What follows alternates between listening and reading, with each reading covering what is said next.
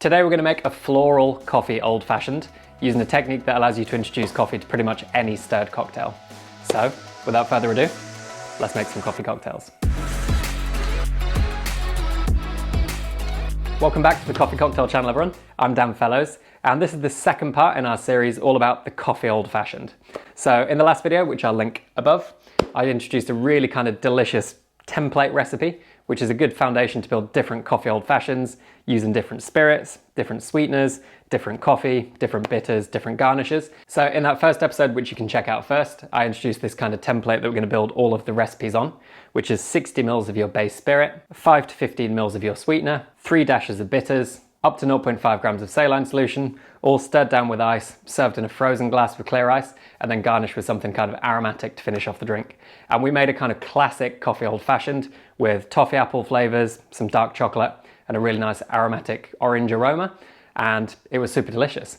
But today we're going to use that same template to make something drastically different, which is a floral coffee old fashioned. So to introduce the coffee flavor into the last drink, I used a coffee saccharum syrup, but today we're going to do something completely different. And this is a technique you can use to introduce coffee to any stirred cocktail. So for the floral coffee old fashioned, we're going to need a few things.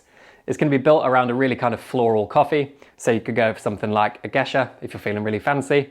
You could go for a washed Ethiopian coffee, but we really want those kind of delicate notes, the kind of floral citrus characteristics, which we're going to look for, and we'll introduce that into the drink later on. So whiskey wise, I'm going for a Japanese whiskey from Suntory called Toki.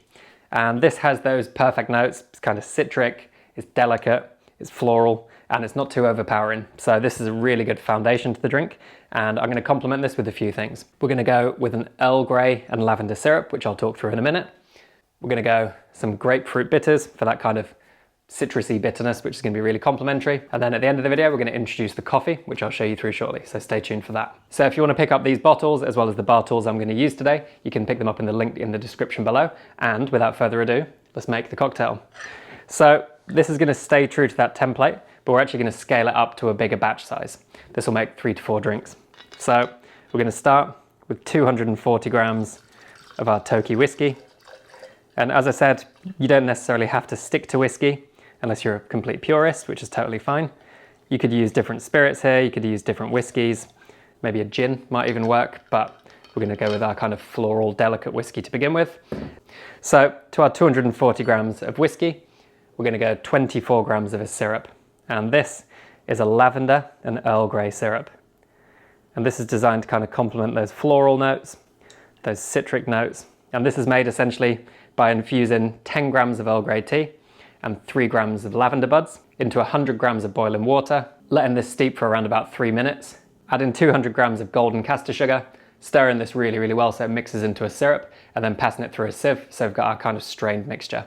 And this is going to be the sweetener in our drink. Because this is around about a quadruple batch, we want 3 times as many dashes of bitters. So I'm going with grapefruit bitters, and the original template called for 3 dashes, so we're going to go for 12. 1, 2, 3, 4, 5, 6, 7, 8, 9, 10, 11, 12. And that'll bring that kind of grapefruit zestiness to the drink. And these bitters come from Scrappy's Bitters, who I'm a really big fan of, from Seattle, Washington, and they make great products. But you could use an aromatic bitters here, you could use an orange bitters, and it would work really nicely as well. According to our template, we could add up to 0.5 grams of saline solution, but I'm actually not going to do that here. Because this is a very delicate drink, as soon as you add any saline to it, you really do taste it.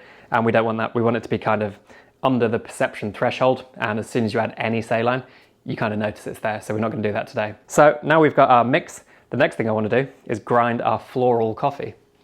So you're going to need some kind of hand grinder or electric grinder for this. I'm going 25 clicks on the Comandante C40, but aim for around about a V60 kind of grind size, just so you've got a little bit of room to play with if you want to infuse more flavour in there. So I'm going to grind this. And then I'm going to add this to our V60. So you can pretty much use any pour over method, actually any paper filtered method. And in here, we're going to add exactly 12 grams, which I've ground already. So grinding fresh is really advantageous because you get the kind of aromatic quality of the drink. And when we're straining this, we want to make sure everything stays nice and cold. So I'm going to go to the freezer and I'm going to get a frozen mixing glass and some ice.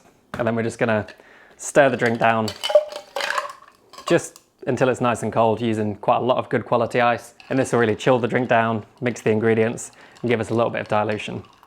So just stir this for around about 10 to 15 seconds.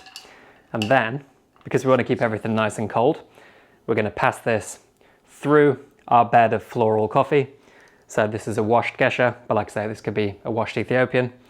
And this is going to take on some of the coffee flavour into the drink. So at this stage, we want to strain out the ice, and we're just going to pour this in a kind of circular motion through the bed of coffee.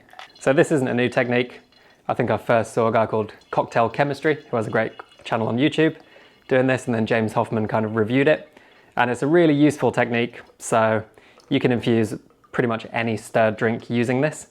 And as it passes through the bed of coffee, it'll take on some of the flavour, giving a kind of subtle coffee note to any stirred drink. So it's a really useful technique. You can pass this through once for a delicate coffee flavour. You can even pass it through twice for a kind of even more intense coffee flavour. We're just going to pass it once today because I want to keep it a nice and delicate kind of floral quality.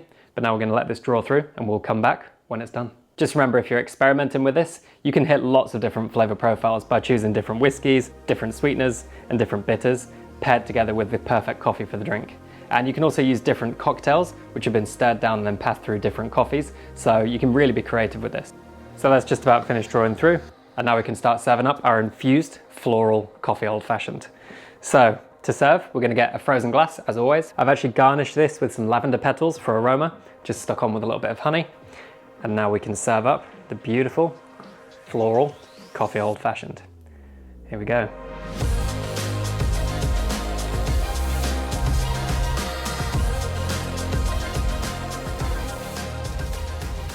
To finish the drink, I want to add a little bit of that kind of citrus aroma. So we're going to go with a little peel of lemon, which I'm just going to express over the drink, like so. And then to garnish, we're just going to finish the drink with a few edible flowers for colour, for aroma, and to really reinforce the fact that this is a floral drink. And there we have, my friends, the beautiful floral coffee old fashioned. Cheers. So this is the second coffee old fashioned in the series, and I recommend when you're drinking this you kind of get as close as possible to the lavender to take in the aroma. We've also got the citrus aroma on top and the aroma of the flowers, also making the drink look very beautiful. And without further ado, cheers everyone. Could not be more different to the first coffee old fashioned. It's super delicate. There's definitely coffee flavour there, but it's really kind of floral, which is what we want. The most amazing aromas. It's like a bouquet of flowers, and the lemon, again, really nice. Plenty of coffee flavour, but not overpowering. I think a second go through the filter would probably be too much. This is just about perfect, but play around, experiment with that. And that is a solid drink. So this is the second old fashioned in our series. Make sure you stay tuned for the third, which is going to be a smoky old fashioned, which when it's ready will be just here. If you want to enjoy more coffee cocktail content, you can click here. And if you found value in this, you can subscribe to the channel, which I'll put here. You can follow me on Instagram at DanFellows1. And if you really want to support the channel, you can subscribe to Patreon, which I'll put in the description below. So whatever happens, thank you very much for watching, and I'll see you soon. Cheers. Is there something else I can help with? I'm good, thanks, Siri. We're just finishing.